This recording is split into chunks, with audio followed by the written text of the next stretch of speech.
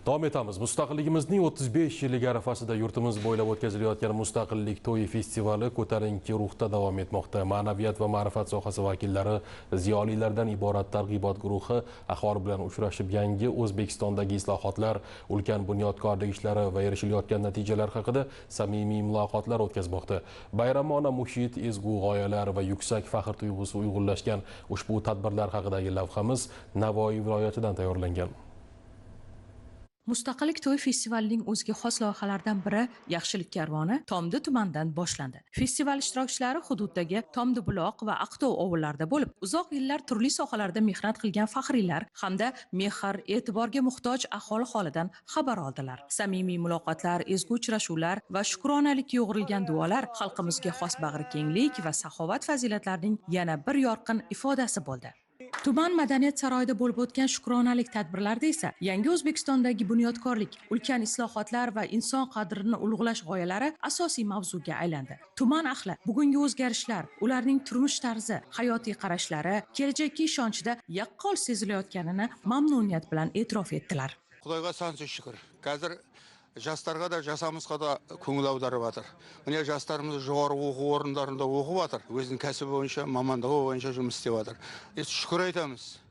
Халықтың тұрмыс тіршілігі жақсарғанмен бірге елді мекендеріміз жаңарып, жасарып жатыр. Мұның бәрін президентіміздің шарапаты.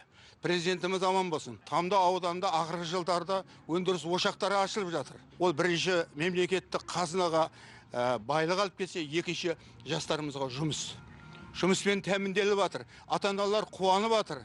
Yana bir e'tiborli jihat, bugun ma'rifat targ'ibotchilari jamiyati a'zolari orasida yosh ijodkorlarning borligi quvonarli. Ular ziyoli ustozlar safida turib, islohotlar mazmunini yangicha qarash, yangicha fikrlar bilan o'z tengdoshlariga yetkazishmoqda.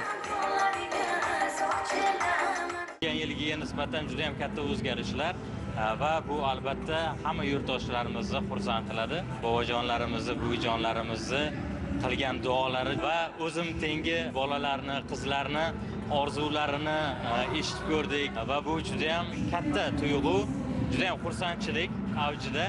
Yangi O'zbekistonning Baxtiyor bolalar loyihasi doirasida ma'naviyat targ'ibotchilari Zarafshon bolalar sog'lomlashtirish oromgohida bo'lisharkan, maskanning milliy qadriyatlar ruhida bezatilishidan tortib, kutubxona fondi, to'garaklar faoliyati, kunlik dasturning mazmunan rang-barangligi, bolalar bilan ishlovchi xodimlarning bilim va ko'nikmalarini oshirish masalalariga e'tibor qaratdilar. Oromgohdagi ma'naviy muhitni yanada yaxshilash bo'yicha amaliy taklif va tavsiyalar bildirildi. Shuningdek, madaniy tadbir tashkil etilib, bolajonlarga bayramona kayfiyat ulashildi.